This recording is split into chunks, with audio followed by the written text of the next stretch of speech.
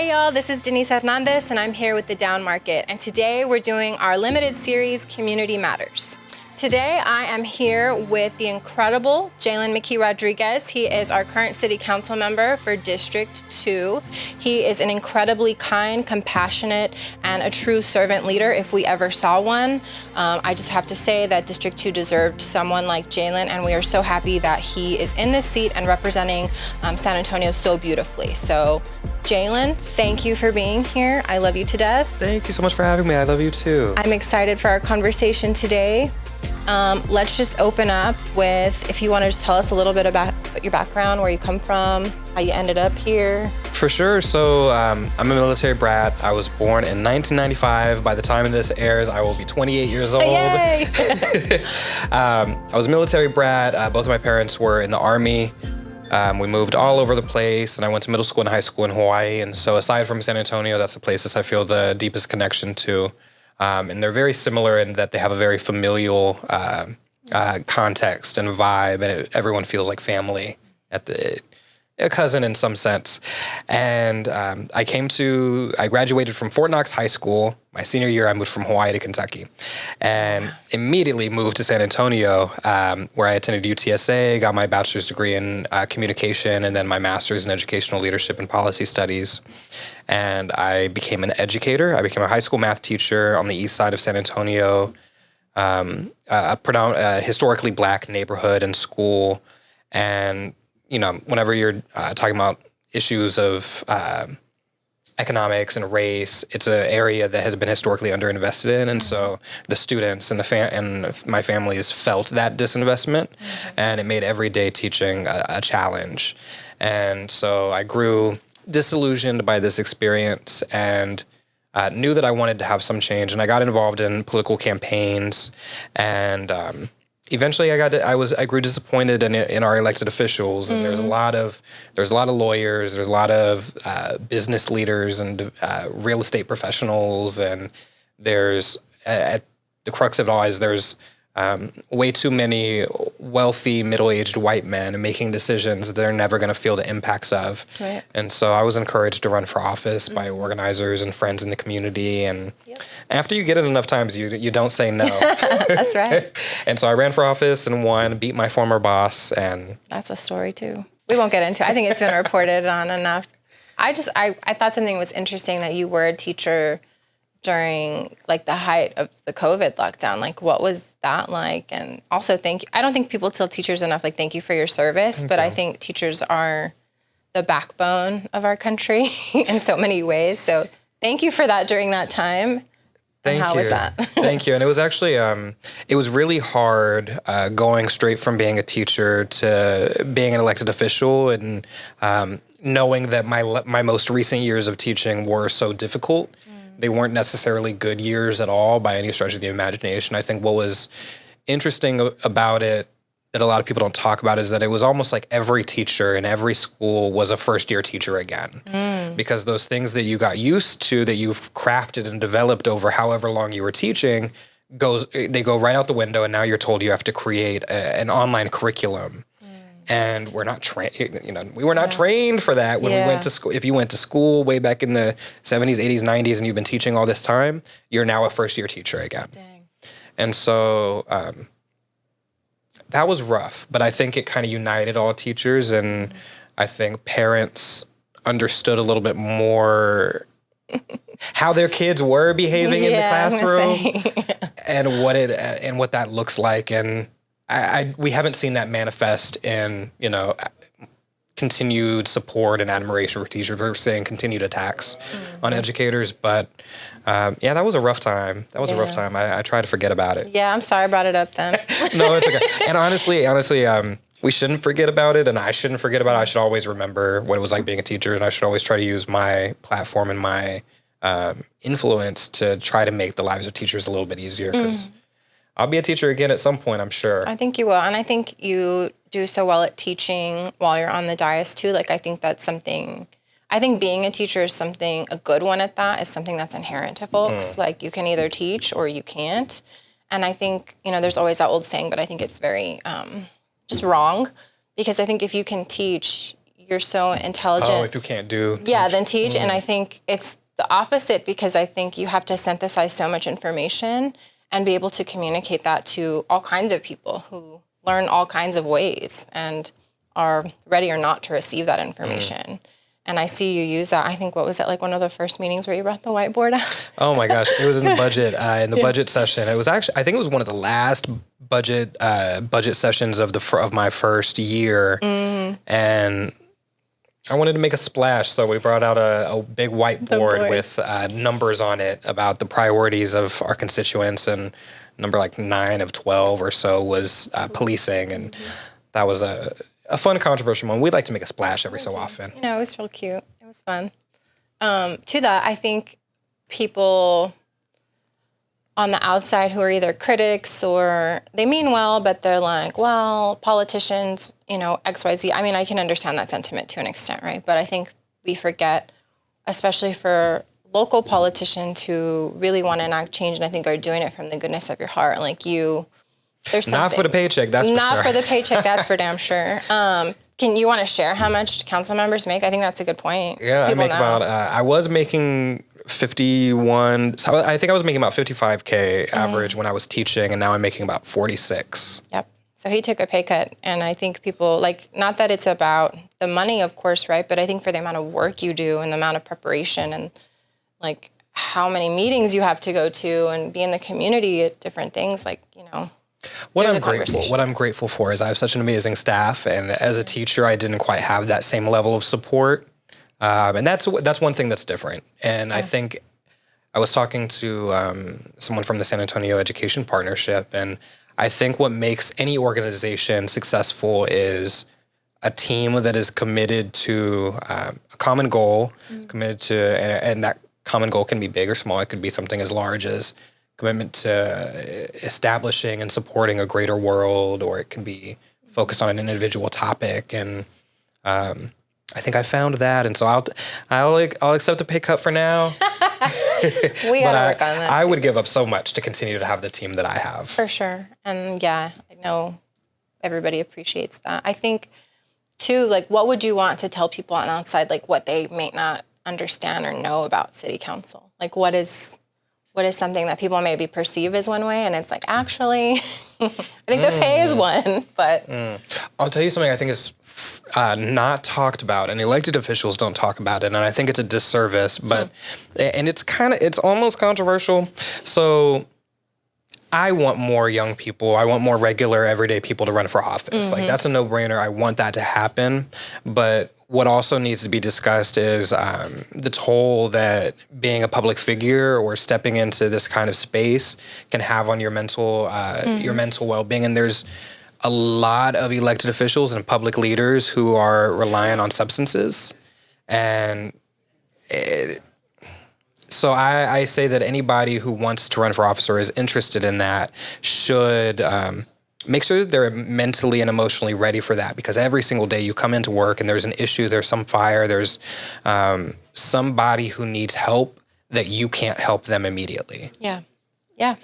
We get calls from people who are emotionally, who are emotionally distraught because they're about to be kicked out of their house. And if there's not enough housing, and there's, I can't make them happy by telling them, oh, we have we're investing in the bond. We're going to be building housing. But what am I going to do tomorrow? What am I going to do with me and my kids? Right. And every day you can go home and you can just feel hopeless and depressed and sad. And it's like that. And then on top of that, any decision you make is subject for critique and and people want to find fault in you. And so, it's like it's compounding of all these things that people don't think about that take a real heavy toll on a person. And so anybody who wants to run for office, I think, should be prepared for that. There's a number of great things. You get to feel like you're making an impact every single day, but it is very challenging. Mm-hmm.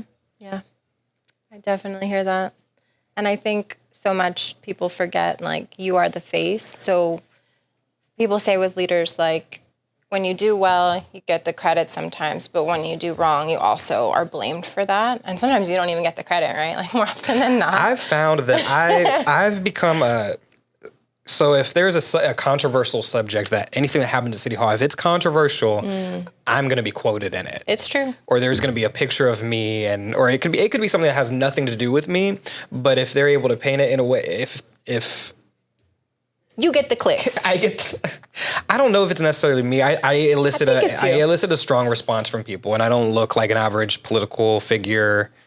But I noticed that for a lot of the controversial topics, I'm the one. And so if people feel strongly positively or negative about an issue, a lot of people are seeing my face and associating that emotion with me. Yeah. And that's a thing. I'm like, don't be projecting. Yeah, don't project onto me, please. Yeah, that's true. Well, I mean, what's something that, now we're in election season, so it's a whole different kind of vibe, kind of energy, like we're kind of shifting. Weird. It is very weird. But it kind of like lights a fire under your ass, right? To like, we're doing this work and we have to commit it. Because there's so many things I think people don't understand either, that when somebody, like an elected, leaves an office, that work doesn't get transferred over to the next person. Like there's no system for that. And I think there is no peaceful transition. There is nothing. Like all of it is gone. So if it's often quite hostile, actually. It is, yeah. And if you have someone you like, and then they were doing this great project, and then they're gone, it's like, well, that project's gone too. Like more often than not, even some like infrastructure things. And I think people don't realize that. Not saying that's why you have to put up with certain people, but if you have someone, I think this is more in a reason to vote for people you like. Like I'm not saying go vote for people because you have to, but vote for people you genuinely believe in and like. Take 5 minutes out of your day, because then they can continue doing that great work. And I think you're a great example that needs to happen. Thank you. And I think about campaign season. So last cycle, and I've been very cognizant of that. I've been thinking about this constantly since I ran the first time. And it's that if you're a good elected official, you shouldn't have to campaign for re-election. It's true. The work that you do throughout you should be conducting the same kind of outreach that you did on the campaign trail. You should be investing in the issues. You should be talking about the issues, and you should be, finding solutions and consistency. It should be consistent. Who you are as a candidate should be the same way that you are as an elected official, and people should feel the effort in both of those ways. And so I feel comfortable in that. But I'm also like, I feel like I have to be at fight weight. Like we have to be ready, ready to go. And so we're gonna be investing in block, but I'm ready for a challenge. I say, bring it on, step up and get washed. I love that. Step up and get washed.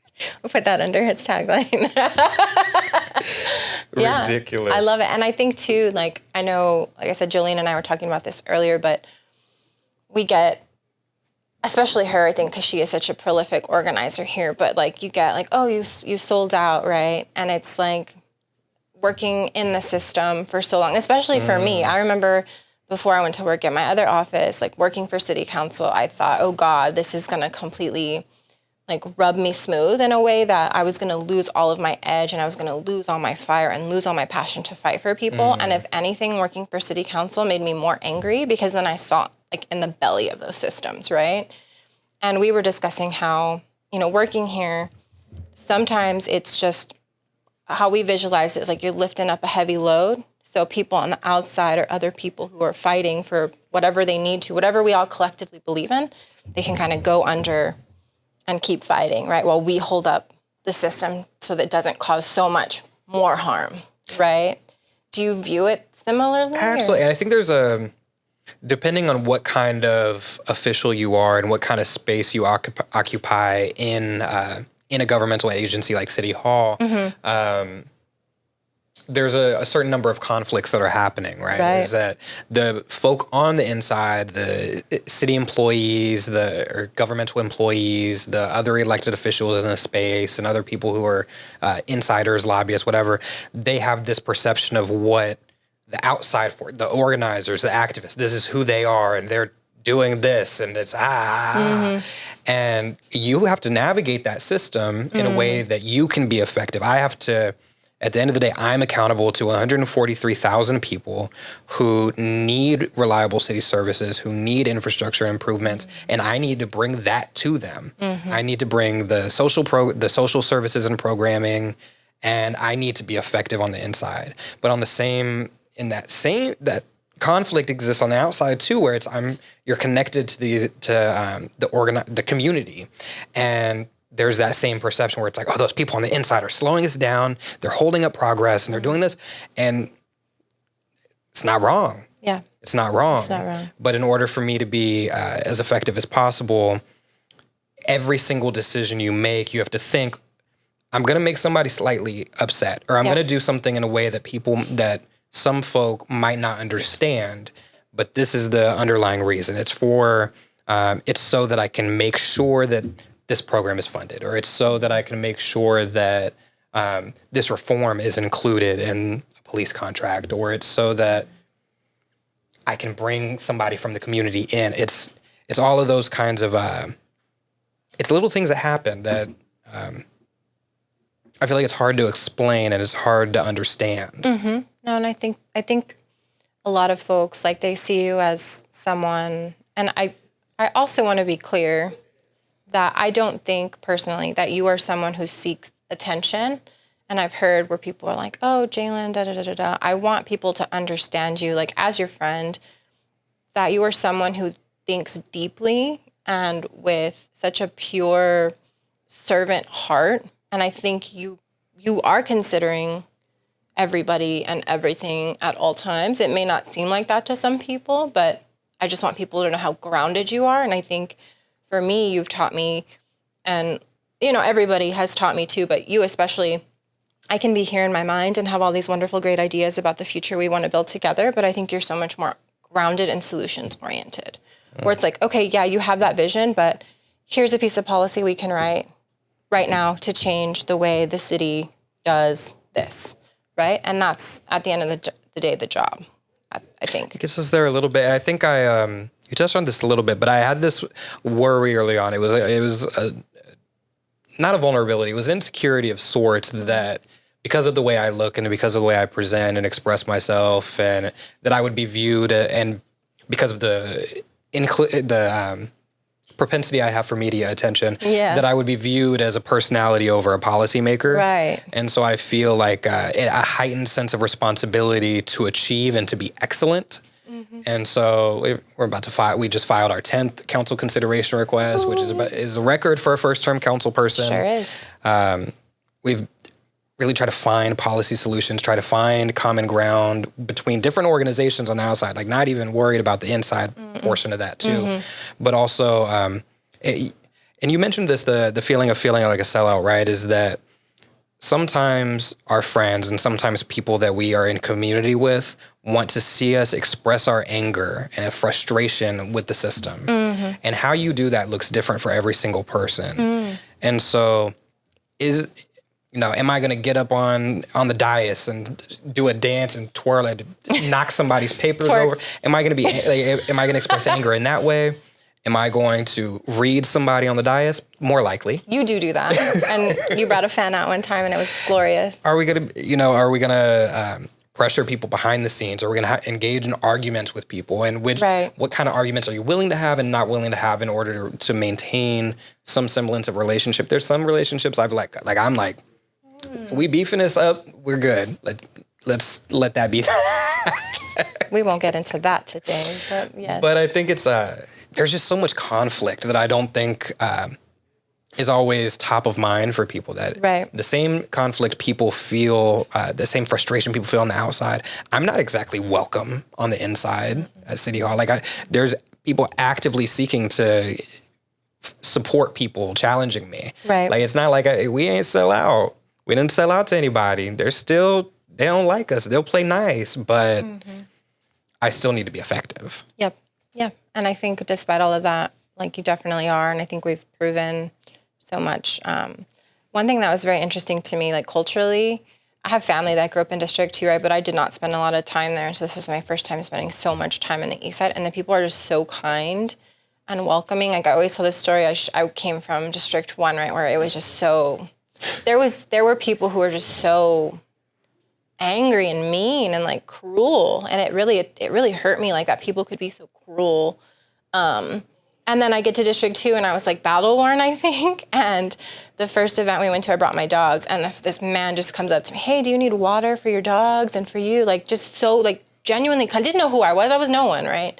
But just so, I think that's such a culture that District 2 has that I wish more people would go visit and go see. And I think you open up that welcome so well to folks to say like, hey, this is what District 2 looks like.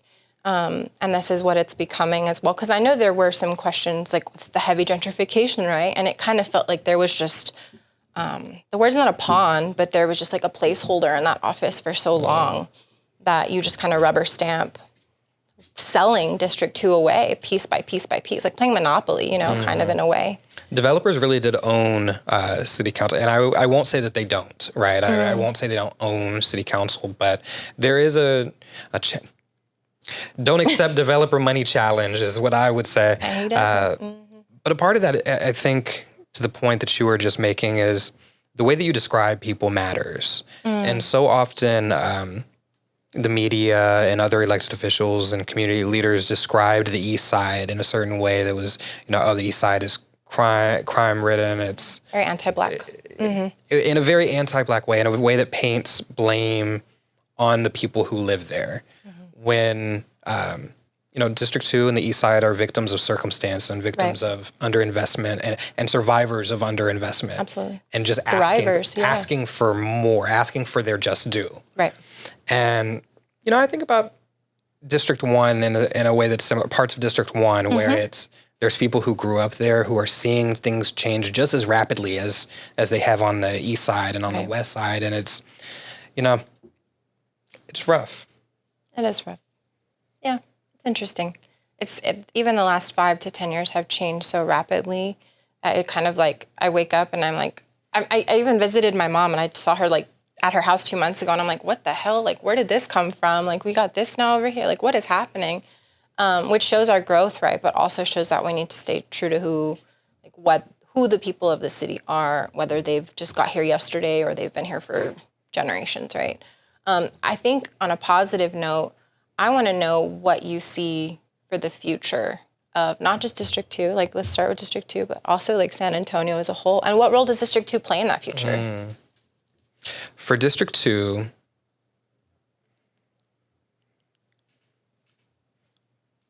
so there's this conversation about how San Antonio is the most economically segregated city in the country, and it has been, and maybe it'll be 1 or 2 some years, but consistently one of the most economically segregated cities in the country. For sure. And I got an article from another council person one day who said, San Antonio is the fastest economically integrating city in the country. And if you think about it, if you have poor neighborhoods and you have rich neighborhoods right next door, the poor folk are not suddenly raising themselves up out of poverty. It's that these rich folk are moving in. It's gentrification. It's not economically integrating. It is gentrification. And so what I think about, and I think maybe this is a part of the future of San Antonio too, but it's what role or how do we elevate those who have been without, right? So that it's no longer economically segregated, right? And I think that I think people are thinking of it way too complex. I think it's really just about help the people who need it the most. Yeah. Get them to a higher economic status. Improve the quality of life. Right. Of our residents, and that's all you can do. It is not your job to attract people from Austin to District 2 or to the East Side. It's not your responsibility to create jobs that the people who live there will not qualify for or be offered. And so there's way simpler fixes to our problems in that way. For sure. Yeah. What would you like to say? What would be yours? Oh, wow, that's a deep question. For San Antonio, you asked me first. I know. I don't think about the things I ask. No. It makes me emotional because I think like I am a 5th generation San Antonian. So it's like my grandfather ran these streets. My great grandmother worked in the pecan shelling factory in the West Side. Like there's so much of San Antonio history that I think, you can read and you can talk about, but it's like my family was a part of that and they made this. And for so long, I think the only reason I really got involved politically was because I was so angry that all these decisions were being made for other people and not us. So exactly what you said is like, we're trying to attract people from Austin. We're trying to attract these people from wherever. And it's like, but you don't give a damn about us, about how we had to grow up, that we had potholes on the street, that I couldn't walk to school because we were worried about all kinds of things, that we didn't even have quality schools for so long, and what that does to a child. Like there's a lot to be said about childhood, being a child in San Antonio, especially in District 2. And I know you experienced that with your kids, with your students. So I think for me, the future I want to see is one that's shaped collaboratively. I think for so long, I felt very much like the only people who should have a say in this are people like me who have lived here. And now I'm at a place where I've met so many people, and I think you've helped me understand this too. Like, you didn't grow up here, but when you got here, you respected us, and you can offer me, and you can offer so many people a perspective that we can build something together. Like, what are they doing in Hawaii? What are they doing in Philadelphia and Boston, wherever the hell people come from, right? How can we build that together? And those are my friends, right? Those are the people I like to surround myself with, and I think we're doing good work. I want to see, similar to that our kids are educated, that we know who we are and where we come from, that we're proud of that, because I wasn't for so long. I want to see that our culture isn't commodified. That's a big thing for me. That, yeah, sure, you love what I can give you, but you don't want to pay the raspa vendors. You don't want to pay these people a living wage. You don't want to make sure. Capitalize off Fiesta, but ban the street vendors. But ban the street vendor. Like, how does that doesn't make any sense to me. And I think it's just crass and disgusting. I think we need to talk to each other more too. I feel like there's such a loss of like talking to our neighbors, that we can fix so many of our issues if we just talk to each other and cared more. So I imagine a San Antonio like that. Like, it is so rapidly changing that I get whiplash. Like, wow, just when I was 22, people were leaving San Antonio because it wasn't cool enough. Like, fuck San Antonio, sorry, my language. We're gonna go to Austin. There'll be a beep. Yeah, right? Yeah, so people went to Austin. It was very common. They just left, and I'm not coming back to San Antonio. And for me, I was like, well, I don't really have an option to leave, but also, like, I like it here. And I like we have a really cool subculture of, like, artists and musicians and people who grew up here who were just keeping our culture alive as adults, right?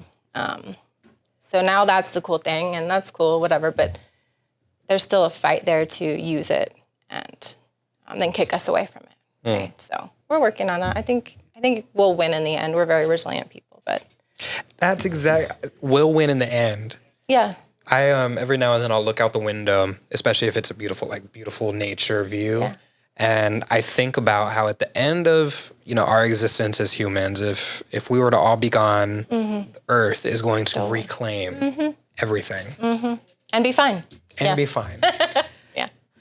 We'll win in the end. We'll win in the end. Yeah, I like that. Okay.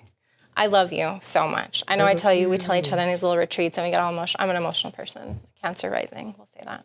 I'm a Pisces, I understand. I know, and it's Pisces season, boo.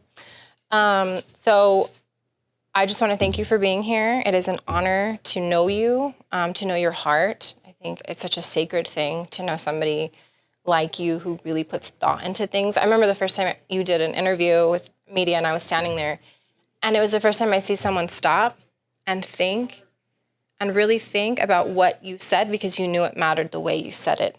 And you wanted to, you mean what you say and you say what you mean. And I think that's kind of a rare thing for some people. So I love that about you. If you enjoyed our conversation today and you want to support Jalen, you don't have to live in District 2. You don't even have to live in the city or the country or the state.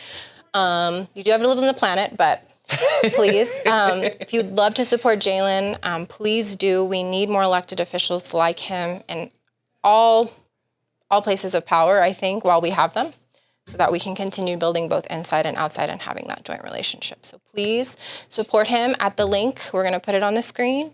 It's votejalen.com, and his name is spelled Jalen. So thank you for being here, Jalen. Do you have anything else you want to say? No, just thank you for all that you've shared with me and all that you've taught me in our time together. Yes, love you. People get to watch our friendship on a video. Yeah. Catch us on Instagram Live, maybe. Oh yes, we'll follow this up with the unrated after dark. Yeah, shots in the air to lower the rent. Oh my God. Just kidding. Not kidding. Yeah, that's it. Bye.